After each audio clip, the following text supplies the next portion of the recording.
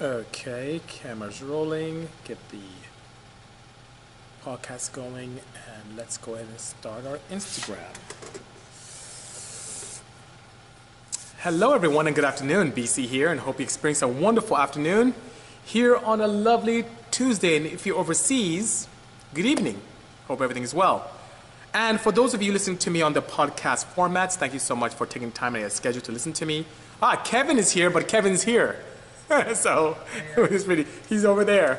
But nonetheless, and those of you on YouTube, thank you so much for being such great audience members. I really appreciate that. Marty, my neighbor, good seeing you, Marty. And for those of you who don't know Marty Staggs, he is a proprietor here next door at TurboSmart. D, good seeing you. Good seeing you as well. Hello, Brian. Hello, Rev Speed. Good afternoon. Hi, Tuner Car Crazy. AJ from the UK in the house. Good seeing you. Sam. Oh, Sam, I owe you some information.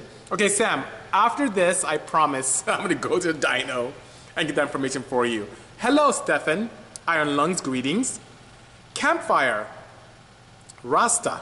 Good afternoon. Good seeing you. More videos, Datsun Fever says, on the Civic. I promise to give you much more of those. Greetings from New York. Thank you so much. I appreciate the kind words, Kyle. Thank you very much, I think it was really cool, Fox. I'm going to put that up. So, guys, Fox Design is a very good supporter of my project, and the Joker guy put up this crazy, beautiful render of the wagon. It was pretty nice. Yo, MB, 2VTEC Turbo. My pleasure, Sam. Thanks for your patience. LBC, good seeing you. Florida's in the house. Thank you so much, Bucks Lifestyle, for joining us. Bucks Lifestyle, you're probably into wagons as well. Edo, wave to you. Hope everything is great. Thank you so much for joining me this afternoon. Thank you for the kind words. My nationality, life, I am Nigerian from West Africa. Oh, Canada. Well, I do quite a bit with Canada, quite a bit of business in Canada. Thank you so much for joining me. El Salvador. Thank you so much. All this love for all around the world, I really, really appreciate that. And, it's love that really keeps us going and makes us who we are. And speaking of that love, I just wanted to thank Falcon Lover for providing me this. This is something that he put together. This is like my Dodge tow vehicle and my trailer that's outside. And look at this. For those of you who remember my old school CRX, he took time to put skinnies on it, slicks. This is really cool. This is so nice. Zach, thank you so much. Zach, also known as Falcon Lover here on Instagram. Thank you so much for this.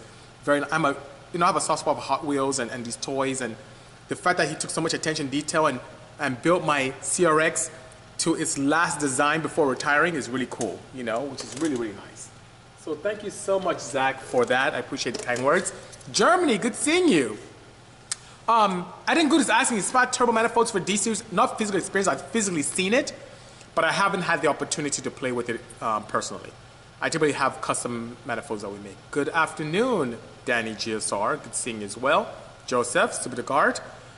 Wow, so much love here. Thank you so much, guys, for joining me on this Tech Tuesday where we discuss everything about cars, projects, the future, you name it, so on and so forth, Let's see. Boosted Boy Dre says he's working right now, but it was too tempting. So don't get in trouble on my behalf. But nonetheless, after this, it'll be up on Instagram for 24 hours. And then I'll upload to YouTube, which you can subscribe if you're not subscribing right now on the Bisimoto YouTube channel. Subscribe and use the notification bell so you can get updated every time I put up a cool video of my projects on Wagon or Tech Tuesday. And on the podcasting realm, we have iTunes, Spotify, Google Podcasts, Anchor. Let's see, what's another popular one? Radio Public, quite a few of them out there. Podbean, we're all there. Team Rev Speed is actually going way back. Carlsbad, yep. This CRX, this is how my Rex looked before I retired it in Carlsbad. It looked just like that. It's pretty cool. So it's nice to have so much love. All the way down to detail of the clear taillights I had on the CRX, which is pretty nice. And the narrowed rear end with the skinnies. I've always been a huge advocate of skinnies and low rolling resistance tires, especially on front wheel drive applications, because the rear wheels, what are you doing? You're just dragging it, right? You're just dragging those wheels. And that being said, I'm a huge advocate of trying to reduce that. A front wheel drive Porsche, no. The closest thing would be that yellow one right there, which is like what I refer to as a Del Sol of Porsches, which is a 914, but not a front wheel drive Porsche. This is actually a CRX, I probably should. But I mean, good, you're overseas, so ringing your employer, unless you work at night, would be a bit of a challenge, wouldn't it? You know? Oh, well, Dennis says that he watched The Fastest Car on Netflix and wished I'd won with the Odyssey. As a matter of fact, Dennis, no. It's a wonderful thing that I didn't win. It's a wonderful thing to show and educate people on that, you know, horsepower is on everything. If you don't put it to the ground, it doesn't matter. Above and beyond that, the wagon, this wagon on my shirt, and the wagon that now exists in the back of the shop in an all-wheel drive sequential configuration would never have existed if I had won that show. So the fact that I lost and understood that power is one thing, but getting adhesion to the ground is something else. Laying rubber for an entire quarter mile doesn't help. You need adhesion to be able to go fast, and that's the reason why that car exists today. So every disappointment, I really believe it is a blessing, you know? So, Raceman967 said, what design considerations or changes need to be made for a BCU's turbo at Denver altitude, 6,000 feet? More boost helps and gearing. When I say gearing, numerically higher gearing helps with torque multiplication and allows you. So if you have the budget to run with a more numerically higher gearbox, that helps you tremendously. Special invite to our Box Vans and Wagon show in October. Let me know, Box Lifestyle, where it is. Send me a DM on that here on Instagram, you know? Thank you so much, Emin Forkim. I appreciate the kind words. I like to, if it's nearby, I love to bring the Odyssey, which I don't think you guys can see it, so it's all the way back there, or the wagon, which is pretty cool, you know? Do I have openings to do some install work and touch-up tune? It depends on the involvement. So, Duran can definitely help us with any touch-up work, and the tuning, I can definitely do that. I can get you in the schedule. It's pretty crazy, but I'm sure we can squeeze you in. Hello, Dip and Deep. Thank you for the kind words. Really good to see you.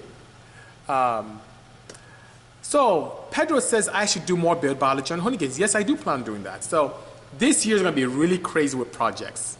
Above and beyond some of the ones you've seen before. And we haven't taken our blue Porsche there, so I wouldn't mind doing that. The blue 911 with the rear turbos. That would be really nice. But they've had such great response based upon your support with the build biology. Don't be surprised if you see tons of builds from Bisimoto there. Don't be surprised if they come over here and do something cool for a full day. That would be pretty nice, you know? Yes, absolutely. I did learn from the loss. Torque SXE10 says failing forward is key. Yes, I wouldn't say the loss is more experience. So even above and beyond the fact that my peers being rear-wheel drive ran slicks pretty much, it was still an opportunity for me to learn and try and find ways to make my projects better. And now a lighter, all-wheel drive, faster shifting car is in place. And for season 3, it should be pretty nice, you know? Do I have my own beater car is what Iman Forkim is asking. Yes, I do. So today, as Kevin is back there watching, he can attest to it. I have a 2017 Hyundai Ioniq Hybrid as my beater. It's my daily right now. Thank you so much, Nuke. I love the wagon as well, you know? So, updates on wagon rear diff from across the pond? Nothing yet. You know what? They received the diff on Friday from me. It took that long to clear customs, believe it or not. So, I'm going to touch base with Dale and see where we are. So, let me write to him this weekend. Maybe even tonight. And hopefully I can hear back from him soon. But if it's something that they don't have that can be readily available, they may have to manufacture something that may take a little bit of time, you know? So JP Fiero is asking, can AM Infinity run two-step or still got to buy one and run paired and standalone, or does standalone do it all? So JP Fiero, let me tell you what the AM Infinity has in terms of two-step. It has two-step, three-step, speed limiters, limiters in terms of valet modes, anti-lag. It's ridiculous what it has. So if you want a launch control where you just have a two-step based upon a button, you can do it. If you want two-step based upon vehicle speed, you can do it. If you want two-step based upon a fail-safe, you can do it. If you want two-step based upon a gear, you can do it. Anything you want. It's two-step, three-step, it has it all. If you want to combine a two-step for launching and a two-step for burning out, you can do it. So answer is yes. The AM Infinity is absolutely one of my best ECUs that I love so much. I haven't, wow, if you look in this facility, there's Infinity in this, there's Infinity in that, there's Infinity going in the red one. I just love it. I love Infinities. And that's what's in my wagon as well. So yes, it does do that, you know? Adengood says, I'm going to be ordering the last few NA components before I boost my D16Z6, which could make it a 68 or 70mm throttle body. You couldn't go wrong with either one. 68 is what I have most success with. I did over 700 with a 68. So you can have a lot of fun with that based upon my experience. Whatever is more easier for you to find. And also, the 70 may be difficult, depending on the manifold, to be able to match that easily. So that extra 2 millimeters, 1 millimeter per side may help, you know? CRV rear diff gear ratio, I don't know offhand. I can find out and definitely get that to you, but it's pretty common knowledge. I don't know it offhand. I appreciate that stupid card. Thank you so much. Have you ever built a compound turbo setup, and do you have any suggestions for resources on matching the turbos? So, no, I haven't built one, but I have it on paper. And compound with 2 turbos depends. So I would tend, as you know, it's a multiple. So it's not an additional, it's not an aggregate in terms of, let's say, 20 pounds of boost, 20 pounds here. It's an aggregate. So for me to be able to answer that question on matching your turbos, I need to know your horsepower potential and the type of activity. The beauty of compounding turbos is that you can feed a small turbo with a larger one and have the best of both worlds. You can have the spool of a smaller turbo and the capabilities, and you can also have the high RPM boost of the larger turbo combined. And the other challenge you may experience is if you size the small one too small, it may choke out your larger one. So there's a little finesse that should be executed there, you know? Danny GSR says, is it true you have to wait months on the list to get tuned by Bisimoto? What do you think, Kevin? Do you have to wait months to get in tune with me? I have to wait a month and a half. He had to wait a month and a half. So sometimes you may have to, especially if it's a latter part of the year where you have a bunch of OEM projects, it's a bit of a challenge. But right now, we can probably get you in. I think the next opening I have is in 2 weeks, possibly, you know? Thank you so much, E30VT. I appreciate the kind words by sharing I'm one of the kind of country. Tobor Smart Headquarters is here. Good seeing you. I must be really far behind. There's so many messages coming in. I'm missing them, you know, which is pretty sad, you know. One Shot, One Kill is asking me, what do I think of FieldTech ECU? I think we were talking about that in DMs. I have never heard of it. Never have. Kevin, are you familiar with FieldTech? Yeah, it's like a carb to EFI conversion. He said it was a carb to EFI conversion, and that's the case. It doesn't seem very advanced to me. But One Shot Kill said a lot of people use it. He wants me to help tune it. No, I love the AM Infinity because how fast the processor is, the built-in wideband controls, the capability to run drive-by-wire, the opportunities for me to do amazing things. It's like a process controller that happens to be an ECU. And as myself as a chemical engineer who's very comfortable with process control designs, it's like a flow chart more than anything else, yes or no. Very simple setup, but allows you to do things the ECU wasn't designed to do. It's something that I find extremely appealing. So that being said, One Shot, until I get experience intimately with it, I'm not in best position to be able to answer that properly for you, you know? Let's see. What is 3-step? Well, 3-step is just an additional step to a 2-step. In other words, if you have an ECU that has a 2-step and you take up that function by controlling something, let's say you're extinguishing spark every other revolution. And what I mean by that is, let's take a simple inline 4 engine, like what's in my wagon. It fires 1, 3, 4, 2. That's how the firing order is. If you extinguish spark every other revolution, instead of 1, 3, 4, 2, you do 1, 4, 2, 3. You can have an opportunity to limit how that engine revs. And that is a 2-step. Now, if you assign that function to, let's say, initiate every time your vehicle speed is between 0 and 7. Then, every time your vehicle's at rest or below 7 miles an hour, you have this rev limit. Now, what if you want another function that can also limit? That is now called a 3-step. Not your overall rev limiter, but something else that is controlled by an external dimension. Let's say water temperature, or crankcase pressure, or oil pressure being as a fail-safe, or fuel pressure as a fail-safe, or you want to have a burnout rev limit that you initiate with a button. That is now a 3-step, because it's now another function of rev limit in addition to your 2-step that's already used up somewhere else. I hope that helps. Simple Low Clean says, you're such a great tuner. I watched the video you tuned with Vin's S14 1J VVTi. Would you ever consider ECU Master EMU? So Simple Low Clean, thank you so much for the kind words. I'm familiar with the ECU Master. I think a few super guys do use that. I would consider it, but at this point, it's not my ECU of choice. For a boosted B F20B, I know you need a block guard, but should I sleeve it as well? Well, it's either one or the other. So for the earlier block guard systems that you kind of pound into your block, I'm not a huge advocate of those because they tend to distort the top of the cylinders and not do a very good job with heat, being able to dissipate the heat, or with cylinder concentricity. The Every time I push an F20B north of 400, I sleeve it. That's what I do. If you want to experiment with some other options, like the guys from, what's that other company that does like a more elegant block guard? What is it called? CSS. So if you want to explore a CSS setup, that's fine. It's pretty cost effective and I can allow you that. But if you want to have a sleeve block, I use Golden Eagle, and that's what I have in pretty much all my projects here as well. You know? What's next towards getting final horsepower numbers with the wagon? Inquiring minds want to know. It's time. Right now, even when Kevin came in here, I was busy trying to ship things. I am so tied up with customer stuff and the evenings with family stuff. I don't have time. It's my customers first. So I'm in no rush to do it. The car is right here. I can do it at any time, but it's difficult. And plus, I want to test some components too. Thank you so much, Automotive KMD. Stephan shares is 2.533 to 1, which is the final drive in the rear of a CRV. So that being said, I'm testing some stuff for Stephan. I'm testing some stuff for MPC. There's so much I want to do. There are quite a few. I think Super Street wants to cover it. There's an event, Fuel Fest, this weekend that's happening at the Angel Stadium with Cody Walker, which is Paul Walker's brother. So we're going to that. So much going. I have no free time. Once I get free time, I'll be more than happy to. I wouldn't even mind tracking now at 700 plus. 772 is really a lot of power. I wouldn't mind tracking it, but I'll put it back on dyno when I have a chance. It's not priority for me right now. Newer CRV is 2.562. Stephan, let me know what year that cutoff is, which is pretty nice, you know?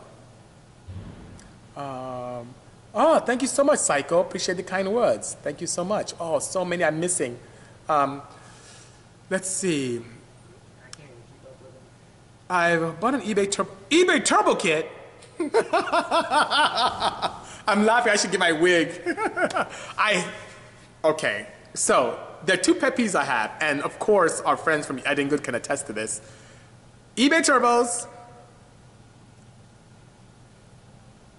And I didn't want to say it, but I have to. Vitara pistons. Those two things are things I don't really like, only because they're not very quality components. I've had customers come here to tune with eBay turbos, and literally the car's at idle and the turbo doesn't spin.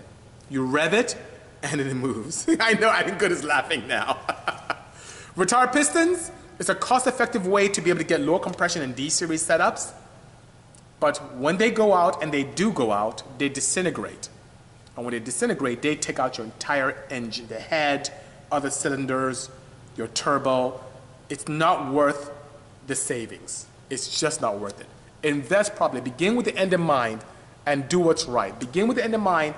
Get quality turbochargers with quality components like what Turbonex has, and precision, and quality controls like what you may see from TurboSmart.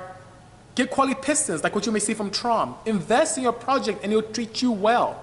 And when you're done, get some proper oil like the Puro back there, and make sure that your lubrication, which is the lifeblood of your engine, is up to snuff. It's extremely important, you know.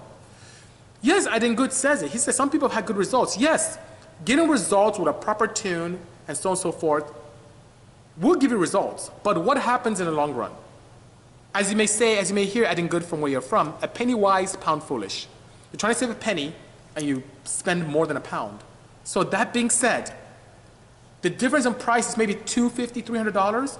Save up, get the right parts, and have peace of mind. It's the right way to go, you know? Ruben, great question. He asked my opinion on electric cars. Ruben, it is the future. I love EV technology. And why do I love EV technology? Not only because it's technologically advanced, but I love going fast. And to be honest with you, you cannot beat, thank you, Nick, for loving my Civic. I appreciate that. You cannot beat immediate torque at 1 RPM. You just can't. I understand for those of you who may say it doesn't sound cool. I don't need the sound. I just want to go fast, you know? And Kevin says, batteries, FTW, he's right. And if you want the best of both worlds, like the NSX I covered not too long ago, gives you the best of both worlds. You have 3 electric motors combined with a petrol engine. And it gives you the feel and the sound that you may experience from that, but it also gives you advantages where there's no lag whatsoever in that setup because the electric motors immediately launch the car, and then there's a seamless transition into petrol. We'll get into that more. I'm going to try and get another NSX. We can go into more detail with that, you know? Mr. Jime is asking a great question. Does Puro hold up well when combined with E85? It does. As a matter of fact, Puro is one of the few oils, if not only the only one out there that is scientifically proven to be compatible and compliant with E85 and methanol. So when you look at the bottle, there's a nice designation there. I'm not surprised because these guys come from aerospace and they deal with a lot more heat and friction and chemical resilience than we see in cars. So they know that many of us, you and I, tend to run a lot of ethanol-based fuels or alcohol-based fuels. And it's very easy to dilute. It's very easy to have an oil that can froth up and not give you the protection you desire. Pure is not one of them. You can run it mile after mile after mile and not have to change it so often as you may see, you know? Our Racing is saying, what do you think of M1 and M5 on turbo cars? And he's referring to methanol 1 and methanol M5, and there's M3 in between, all components from the company VP. I think they're great fuels. The M1 is one that allows you to pass a water test. M1 is a pure methanol. It allows you to, it's hygroscopic in nature both, which means it has affinity to absorb moisture from the atmosphere. But if you are in a sanctioned body where you are spec'd for a type of methanol, M1 will pass a water test, no problem. And M5 has oxygenates inside of it and can yield you more power than you may see with M1 or even M3 depending. Of course you're jetting if your carburetor have to change, and then if you have the opportunity to be able to push the envelope more with injectors, you can definitely make more power with that. The one thing is that you cannot leave them in your fuel system. It's very corrosive to aluminum. So that being said, thank you so much, Dematic St. Pierre. It's awesome. I appreciate that. The interesting thing about methanol is that you cannot leave it in your system because it does attack aluminum and rubber in fuel systems. So after a race weekend, the race of the day, if you have a mishap and have to retire the engine, pickle your engine. Means flush it out, add gasoline. If you have a very high compression engine, put in some high octane fuel, have a map, that's what I typically do, have a separate map for it, and flush your system, and you'll be good. Yes, it will eat up your gas lines. Even with Teflon, it doesn't play very well with it. It doesn't play very well with aluminum either. But as a fuel, something I've talked about in Vinny's thing on Hoonigan, per unit air burned, let's say your engine ingests X amount of air, let's say 1 unit of air. Even though you need more methanol, the methanol heat created with the right fuel ratio creates more heat than you would with gasoline or ethanol. Hence, you have an opportunity to make more power.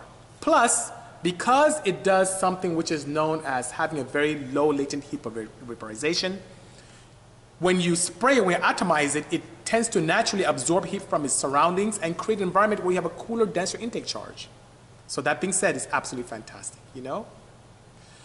Mr. Jimé is asking, what's the difference between Pure, Elite, and Onyx? Well, the Elite is the full synthetic. So you have the 020, 530, 1040, and 2050 and full synthetic. The Onyx, which exists in the SAE, Society of Automotive Engineers, the SAE 30 and SAE 40, is a break-in mineral-based oil. So it has the proper amount of cleansing agents, the proper amount of protective zinc and moly to keep the engine safe.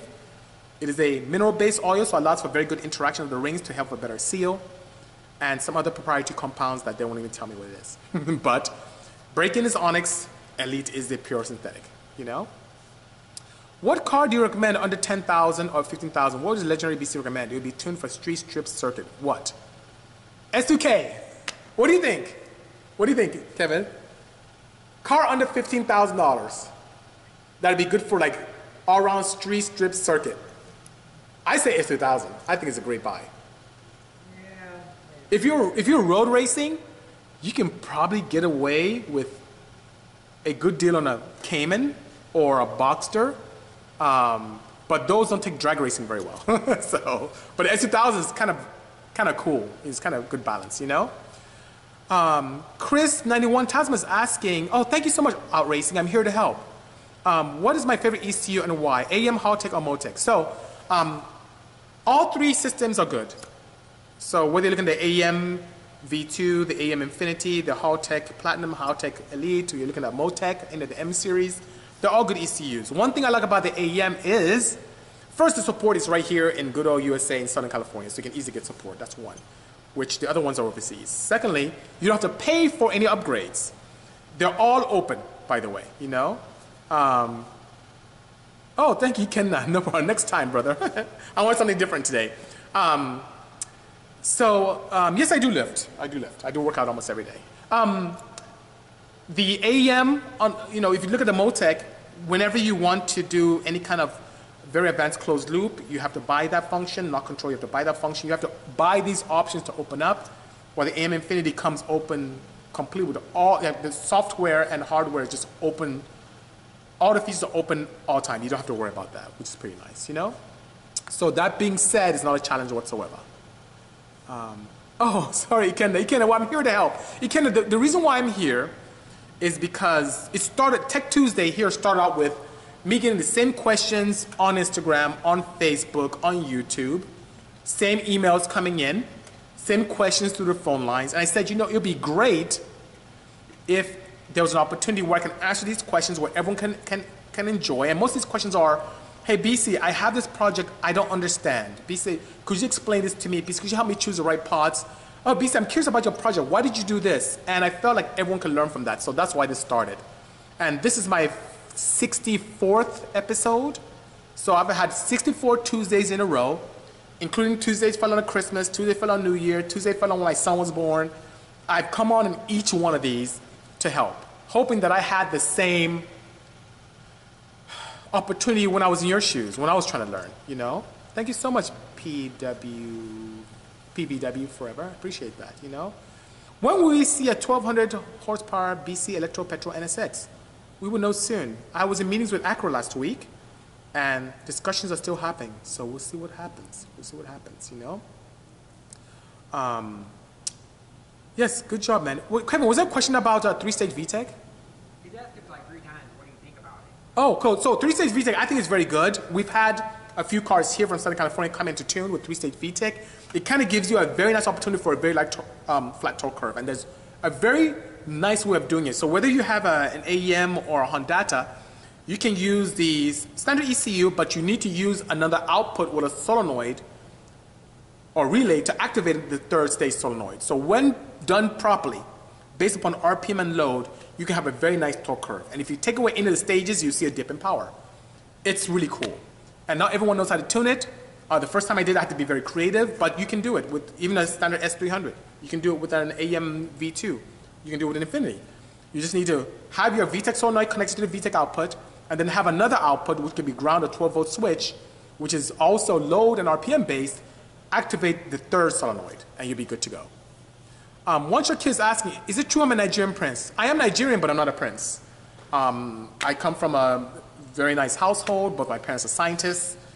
They both studied here in the United States, and I followed suit. I just love science and everything scientific. But my parents are both hardworking people. They have a cosmetics company back in Nigeria. And no, I am not a prince. I'm not royalty. I'm just a guy who loves cars just like you and who loves science. That's just me. So I hope that helps. I am not a king. I may be the single cam king from back in the day, but no. I'm not a king. But thank you for asking nonetheless. I appreciate that, guys. Thank you.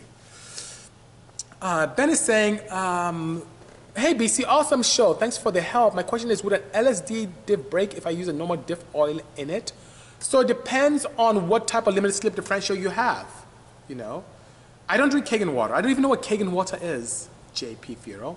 So back to the question about the LSD. It's one of the reasons why I like Quafe. So I have a Quafe LSDs in this, in the, I don't know if you guys can see the red Porsche back there, in the Cayman. It is a gear-based, helical gear-based setup. And that being said, thank you very much, Sam, you're very kind. Being said, you cannot break it. It's just, unless you, I don't know what you could do to break one of those. Pretty robust. And I think they offer lifetime warranties here in the US. But I use regular gearbox oil in those, and it's not a challenge. Now, if you have a plate style, that's a whole different story. Depending on the make and design of plates, you should always use the lubricants that are recommended by the manufacturer. But, and sometimes you have to use these friction additives to them. But you don't have to worry about that with Quafe. I love those things, You have a viscous LSD in your S13. Interesting. I do like the Quafe ones quite a bit, C. Perez is asking, is that my red 935 back there with the big wang? And no, it's not. That's Rod Chung, one of my clients and good friends. He sent it here all the way from the UK, and we're going to be modernizing that to the T. So that being said, it's not mine, I'm switching to Puro. F it. If my motor knocks, I'll complain to you. You can complain to me at all. You know, if your engine knocks, there's something else going on. There's something else going on. Engine knock is typically as a result of pre-ignition. Too much ignition timing, poor quality fuel, you name it. And if you have a proper engine management, it should, or a proper tuner, it should allow the opportunity to automatically retard timing and add fuel appropriately. Oil will not induce knock. Now, if you use a poor lubricant, yes, you can have metal-to-metal contact and spin a bearing. But this stuff, these guys are pretty bad. I use it in everything. I'm a huge advocate, and I'm very particular with what I do and who I partner with, which is pretty interesting, you know? My pleasure, Fox Design. So Fox Design is saying thanks for the mention. He made this pretty cool. It looks so cool. It's like this wood grain. I need to show it to you guys. On the dash of the wagon, it's absolutely gorgeous. Absolutely beautiful indeed, you know? What's my favorite Honda? If you're asking what's my favorite Honda that's ever been done on planet Earth, I really like the new NSX a lot. And let's say that's under the Honda umbrella. I like it a lot. What is my favorite Honda from the Honda badge itself? I would say they've really outdone themselves with Type R. I love the technology and how it feels like doesn't feel like a front-wheel drive at all. It feels like a rear-wheel drive application. A little bit loud inside for my taste. The ultimate Honda for me would be something that has a Type R setup in an SI body. That would be really cool. In the SI coupe, that would be really cool. In my arsenal, my favorite Honda here to drive, of course, is the wagon van. That thing is awesome. I'm laughing just talking about it. It's really a great setup. Ken Shows asking, do I WPC my engines? Yes, I do. I'm a huge advocate of Izumi's technology, huge advocate of WPCing components. It's very, very important to me to be able to apply it to my crankshaft and my bearings, to my rods, and also my valve train. Very important. Anything that allows me to reduce friction is absolutely fantastic. And I am sold on that technology, especially after witnessing some of the SAE papers they were able to share with me, which is pretty cool, you know? Tarina is asking, how do I feel about the D-Series Jackson Racing Supercharger in the Z600 CRX for road race? I think it's very good. It's a very good idea. The one thing about supercharging is it allows you to have absolutely no boost. It makes your engine act like a larger NA setup, which I like very much. It does take away some energy to turn the supercharger, and I feel that turbocharging gives me a lot more flexibility in the characteristics of the engine, but I have no objection to supercharging whatsoever, you know? Thank you, Face Brakes. I appreciate the kind words. Would the wagon van have boost by speed per gear, or can you put it down in first? So already, AJ, as we sit now, even as I sit at, I think I'm about 29 PSI right now, I already initiated the boost per gear. I know better to put 1,000 horsepower in first gear. That it won't. It's not very good. It will not adhere unless I have some, I don't even think it's possible. So yes, it already has it right now. And despite that, with me just guesstimating, so what I've done is I think I put in wastegate in first gear, a little bit more boost in second, and then the subsequent gears I have at 29. And so far at 772, it's pretty nice. So it works out with that. Belize in the house. Good seeing you. Big ups as well. Crosswork supercharger at APSI or turbo at APSI for D16. Depends on application. If you had a choice, turbocharging. It just gives you more flexibility. And I love the flexibility of turbocharging where I have full control of boost. I am not mechanically cogged to a crankshaft in terms of boost and the dynamics of the engine. I like to have some flexibility. Alfie, good seeing you and good afternoon, sir. Thank you for joining me today in the wonderful Tech Tuesday. The time is flying by the way. Alfie's a great guy. He's been a great advocate for me and becoming a very good friend. I was kind enough to donate some lights to my beautiful red Porsche back there, which is pretty nice, you know? Full street car still. I would still go for the turbocharged application if you had the option, you know? We lifted a head gasket this weekend. Need some Bisi parts. Check your DMs. Okay, Dip and Deep. We'll take a look and see how I can help, you know? I should do a project on the VAG 1.8T platform. I would love to be able to do some water-cooled VAG stuff. I've always admired VWs, water-cooled VWs from afar. Even this weekend when Kevin was here, we're talking about his excursion with BMWs and everything German and water-cooled, and I really like the Euro Rs. I just haven't had a chance to play one. It's much easier when I have a relationship with the manufacturer, which is pretty nice, you know? Do I recommend a front-wheel drive for all-around racing that you can daily? Front-wheel drive is something that I have seen as a challenge that I welcomed for many, many years. And it was very interesting to be able to have large slicks in the front, and my drag car was very great to hit 150 miles an hour. NA with my inside back there, it was great to have wheelie bars and do all kind of cool things to be able to go against what physics does to us, because physics dictates that when you launch a car, the weight transfers to the rear, and naturally your front wheels want to lift up. So above and beyond that, it's not the best for adhesion if you want to drag race. But front-wheel drives are very simple to manufacture. They're great in slippery conditions, being in snow and wet, because you're pulling instead of pushing. They're just very fun projects. But ever since I had the opportunity to experience rear-wheel drives via Porsches, and then finally all-wheel drive with a wagon, man, I hope Kevin over here doesn't kill me, but front-wheel drive is kind of not the best. I 100% agree with you. He 100% agrees with me. It's just not, you know. Torino ED is asking, do I make NA cams for the Z6? I'm so embarrassed. I'm embarrassed, Torino, because it's my fault. It's my fault that you didn't know that. It's not your fault at all. My background has been in naturally aspirated D-series engines. I have records that have stood since the 90s that stand till today that people have not even come close to. We got a D-series, a D15 to go 10.7 at 124 years ago, before Palmdale even closed down, for those of you who remember Palmdale. So to answer your question, yes, I have over 38 different profiles for the Z6, which my most popular one, if you go to Bisimoto website, is the level 2 Bisimoto Z6 camshaft. And the level 3 is one that's very nice cam as well, but level 2 is the most popular one. So I do have many different NA Z6 cams, and I really hone my teeth in natural aspirated single cam D-series engines, you know?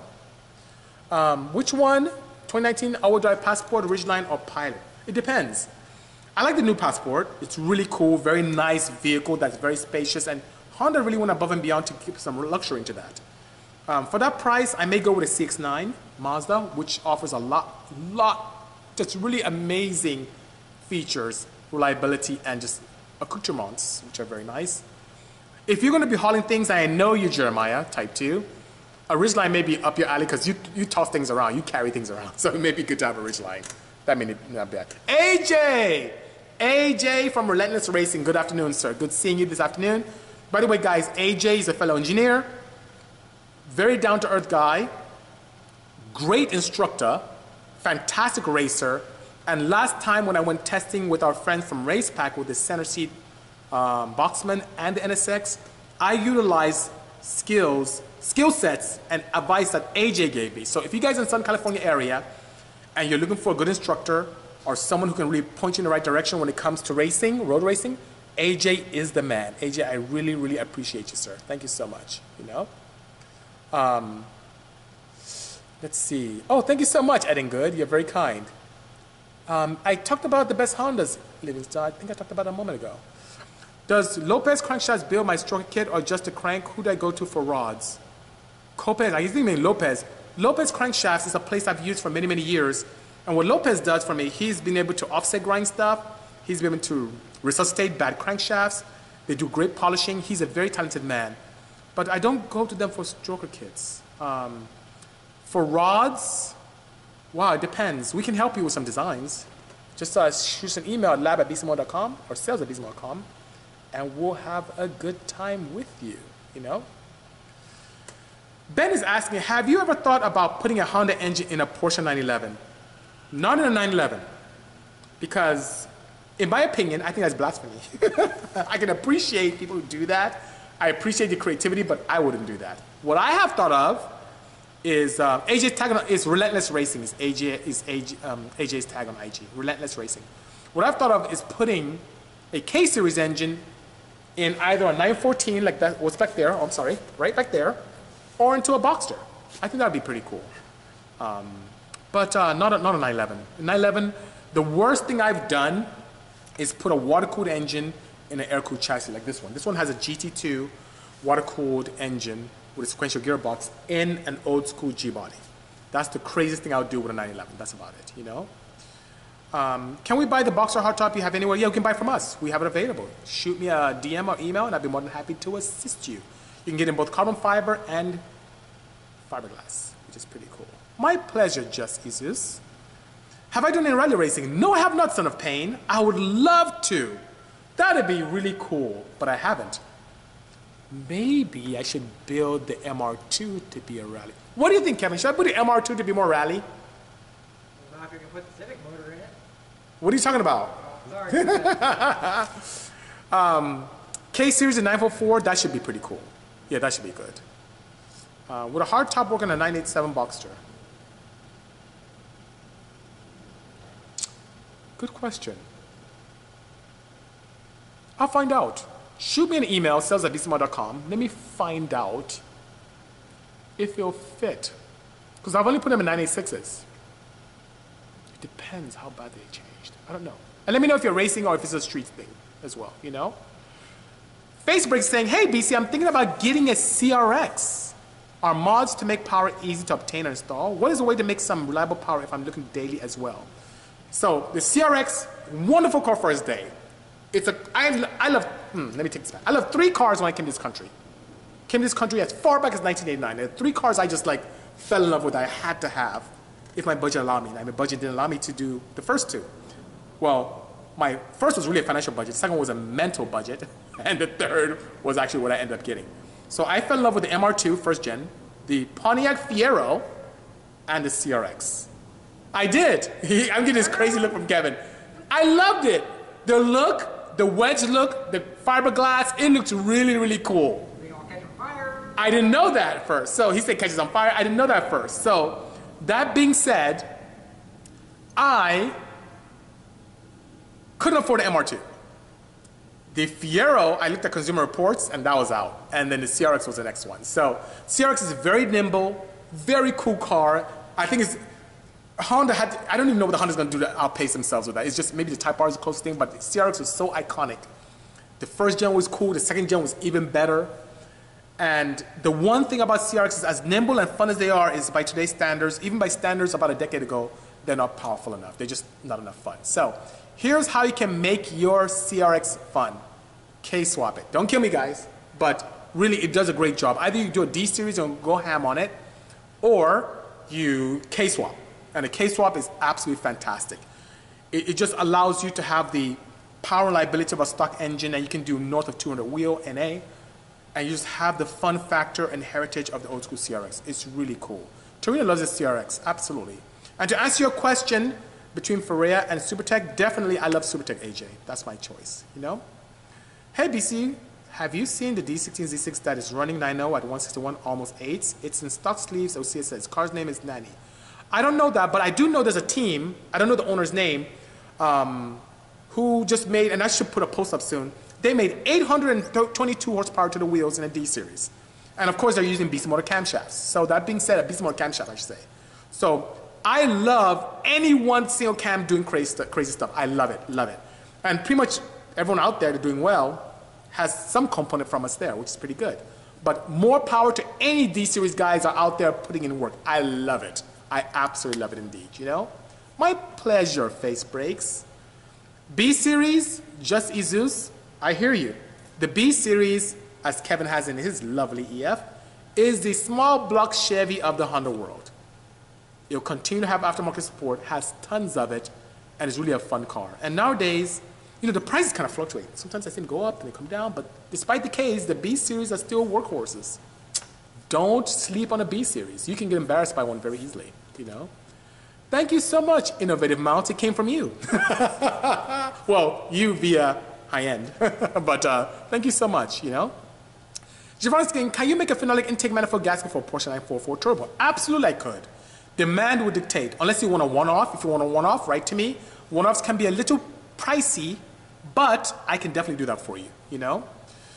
What is the ultimate head and bottom end for an all-motor K-Series build? What about turbo K-Series build? So that's a great question, AJ. So when it comes to bottom end, I would say anything K24-wise. That would be ideal. From the TSX, from the Element, from the CRV, anything bottom end, K24 would be good. The ultimate head, would be the intake ports of a K24 Z7 and the K20 Z3 exhaust ports.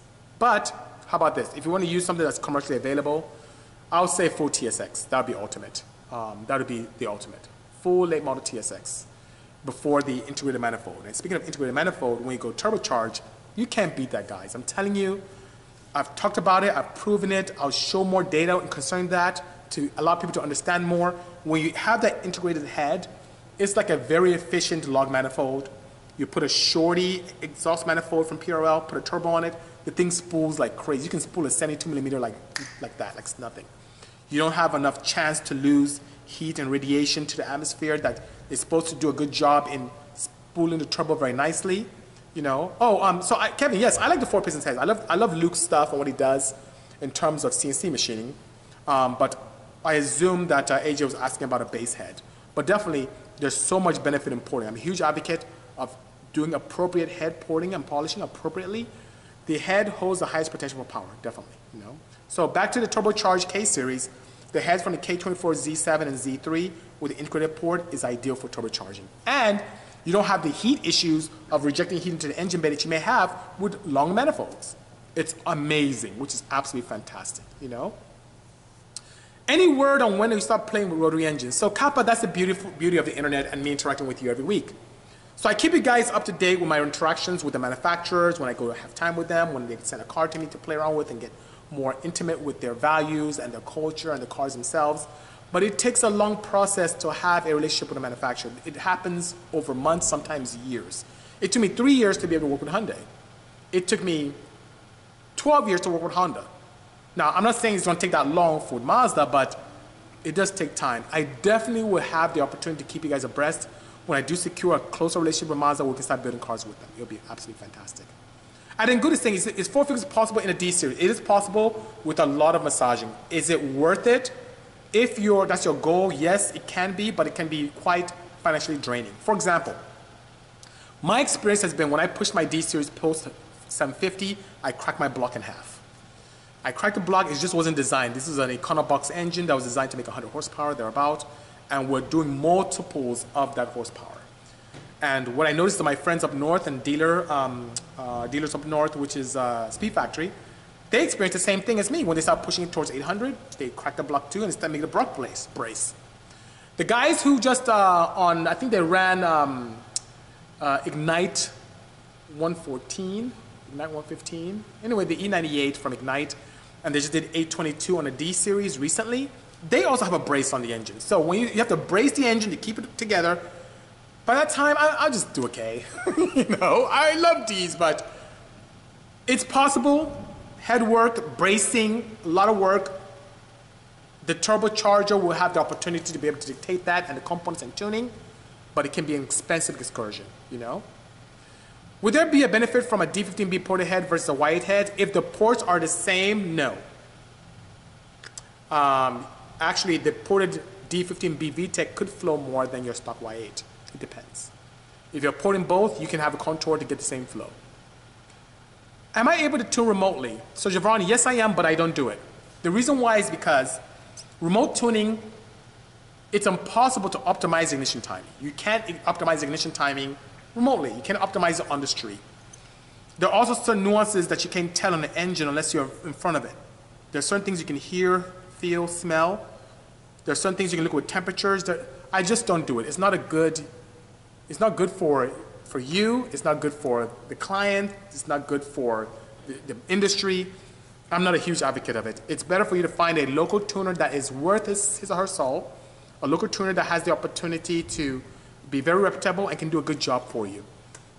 I can supply you a base map remotely, but I can't optimize it remotely, especially the street tunes. Here's a good question for you. We spend a lot of time optimizing ignition and cam timing. Manufacturers spend millions of dollars optimizing a proper cam control protocol for engines. You cannot optimize that on the street. You need a dyno to be able to do that. And that may be my third thing that I may have a hard time with. I have a hard time with eBay turbos, Vitara pistons, and remote tuning may be the next one, or street tuning may be the next one. You just can't optimize it. You need a dyno to be able to quantify the changes you're making, you know? So I hope that helps. What head block and parts would be the best for NAD series for the road? So I didn't go, it depends on your horsepower potential. If you're doing full out drag, I like the D16A6 stuff, the non-VTEC. You can go to town with that and have very big ports. That's what I broke most of my records with. If you want something that has a very nice wide power band, I would say the D16Z6 head and block is good. I love the oiling on the Z6. I'm not too much a fan of the oiling on the Y8. from where it starts from one side of the block and goes to the other. Definitely the Z6 starting from the center and splitting outwards does a much better job in oiling design. So that being said, I'm not a huge advocate of that. Yes, Pirate Auto, FTW, they just came in right now, which is pretty nice, you know. You have to get your arm X-ray, Torino. So net, yes, I do have tons of profiles for the D16 Z6 on the Bisimoto.com website and web store. The level 2 is the most popular one. Level 3 makes the most power, and if you go to level X, you're full all-out race. So I have tons. So if this is a street strip setup, level 2 is very common. Level 3 is one of my favorites, but full all-out race, level X, you know. What's my opinion on the Turbo F22? Is it F22C or F22A? Let me know, PGB. Good morning, Dr. Arzuni. Good seeing you, sir. Hope things are well over there in the UAE. Hello, David. Good afternoon. Zavi, waves to you as well. Thank you very much for joining us. This wonderful Tech Tuesday. And A, F22A. Okay, I think it's awesome. The F22A head flows more factory than most ported B series. And what does that mean? The cylinder head holds the highest potential for power. So that being said, you can have a lot of fun with an F22A turbo. I am all for it. We have piston rod combos where we save you guys a lot of money. We have valve train for it. We have camshafts, cam gears, you name it. By all means, yes, I didn't go to F22A6, F22AX, F22A1, F22A4 is the king of single cams. Big displacement, nice lightweight, amazing valve angles so you can go crazy with camshafts. It's absolutely fantastic. You go for racing, that's you going old school USSR stuff here. Yeah, that's pretty nice, you know. I can't wait to see you as well, doctor. Let me know when you're back in the country. We have so much to discuss, so many great things to do, you know. An 08 S2K, well, we definitely need to talk, doctor. By all means, good job on that, you know. My pleasure, PGB, and you can go to local wrecking yards and pick those things up for nothing. You can get a quad engine for like $200. It's amazing bang for buck. It really is good. And stock 2.2, it's great. Thank you, Rolo, for the kind words. I appreciate that. My goodness, time is flying. Almost time to go. Almost time to go, you know. Let's see. Will the K24Z7 do at 500 CFM? Well, it starts dropping off after 450 quite rapidly until you port it very nicely. 76 Triumph Survivor swapped to all Miata running gear and drivetrain. Too much work for one guy? Yeah, unless you're a very talented fabricator, it may not be. Static. I am in Ontario, California, as I commonly refer to as the center of the universe. So thank you so much. Ideon Costa, thank you so much for sharing that. Yes, I am in Ontario, California. I can make a lot of noise here and not be disturbed, you know. My thoughts on 944, it was Porsche's almost rescue for the 911. I think it offers a lot, not much aftermarket support, extremely balanced as a car. I think, and I see the market starting to creep up a little bit. I think it's a cool car. I don't own one yet, but I think it's really cool. Oh, you're Ontario, Canada. Ontario, CACA, but different parts of the hemisphere. How do I measure dynamic compression? There are many ways you can measure that. There are software programs out there that can allow you to do that.